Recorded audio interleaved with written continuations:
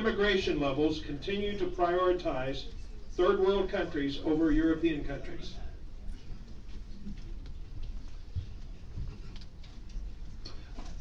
I don't see a need to prioritize any particular country for myself. Again, as you heard, and we all know, everybody wants to come to this country. I can tell you, even in Nigeria, where I've worked with my friends in the Ogoni tribe, they know more about our candidates and what goes on in this country than most voters. But this is where they want to come. Part of what my work, as I've said over these years, is trying to go and spread some of the ideals that we have in this country, particularly in the third world, because it is fertile ground. And hopefully we can help them build something that is kinder, greater,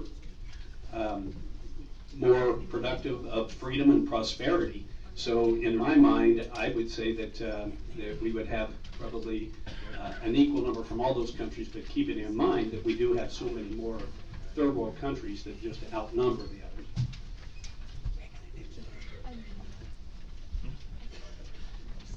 America is built on immigration. It's a melting pot. It's the land of opportunity. And I don't think we should prioritize any country from staying out as long as they come here legally. No, we should not prioritize third world countries. Everybody should get an equal chance. That's the beauty of America, is that we all get an equal opportunity. What I would say is that if you want to really help the third world countries, you invest in them. Not giving aid to their governments, but actually investing in their economies.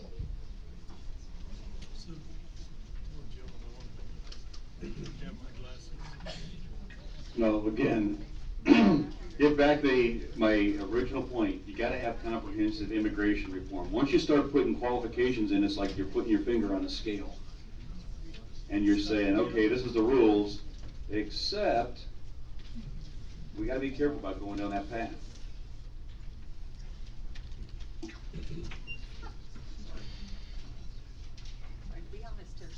Again, I don't think that it really matters. I mean, if you get on the list to immigrate to this country, you're on the list.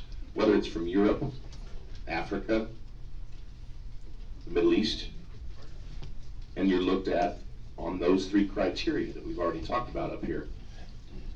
And you know, we talk about only taking in the best and the brightest. But what are we doing to those other third world countries when we're taking their best and brightest? Those third world countries are never going to be first world countries if we continue to do that. We have to look at supporting those countries. Yeah, I don't think we should prioritize. I think we should look at the person. We should look at the potential that person can bring to our nation. And again, it's hard when we're a compassionate nation, and so we look at other countries and we say, well, we want to help them, so we don't want to take their brightest from them. But at the same time, God calls us to put America first because He has put us here. In the same way, He's called other leaders of other nations to put their nation first because He put them there. That was a big problem I had with the Obama administration. I felt like he cared more about the other nations of the world than he cared about the United States.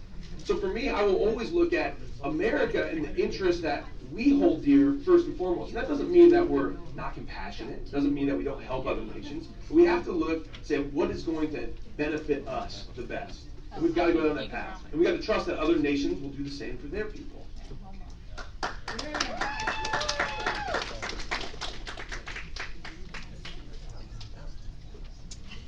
Did you all answer it? Yep, I think we're good. Okay. Yeah. I'll hand you each a ballot. Well, that's the kind I like. Yeah.